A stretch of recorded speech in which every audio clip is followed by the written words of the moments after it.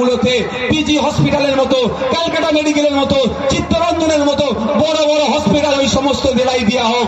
ওখানকার রোগীদেরকে কলকাতায় আসতে হবে না, ওখান থেকে ট্রিটমেন্ট করবে। এই দাবি করেছি।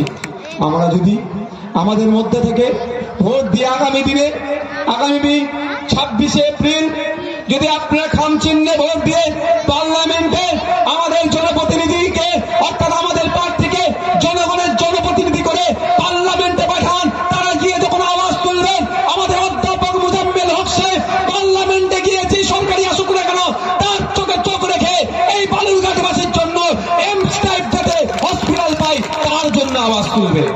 উন্নত মানের স্বাস্থ্য কেন্দ্র যাতে হয় তার জন্য আওয়াজ তুলবে। সুকান্ত বাবুরা অনেক কথা বলে, সবকা সাথ সবকা বিশ্বাস, অনেক ডায়লগ দেয় শুনেছি। আজকে তো এখানে আবার শুনলাম আপনাদের ইটাহারে আমাদের পশ্চিমবাংলা বিধানসভার leader of opposition Suvendu Adhikari মহাশয় আসছেন, উনিও এখন ঘন ঘন দেখছি সবকা সাথ সবকা বিকাশের কথা বলছে। কিন্তু দুঃখের বিষয় আমরা দেখছি সবকা সাথ সবকা বিশ্বাস শুধুমাত্র এটা নাটক ছাড়া আর কিছু নয়।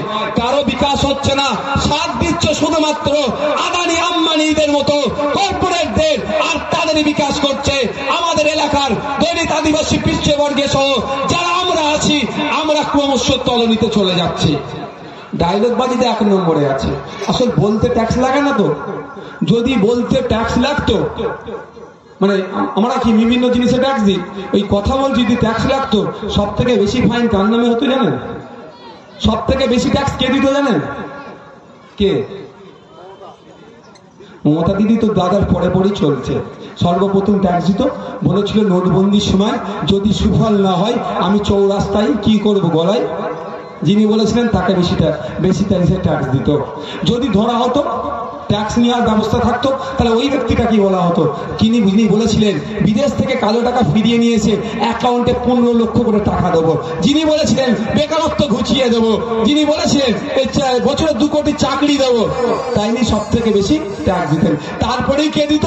আমার রাজ্য ফার্স্ট থাকতো। যদি বলে রাজ্যের বেসিসে মুখ্যমন্ত্রীদের ট্যাক্সের ব্যাপারে যদি হতো, আমার রাজ্যের মাননীয় সর্বপ্রথম থাকতেন।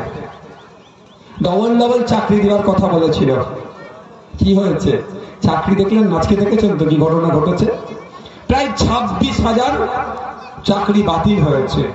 এবার বলুন, এর মধ্যে তো অনেকও তার মেধার ভিত্তিতে চাকরি পেয়েছিল।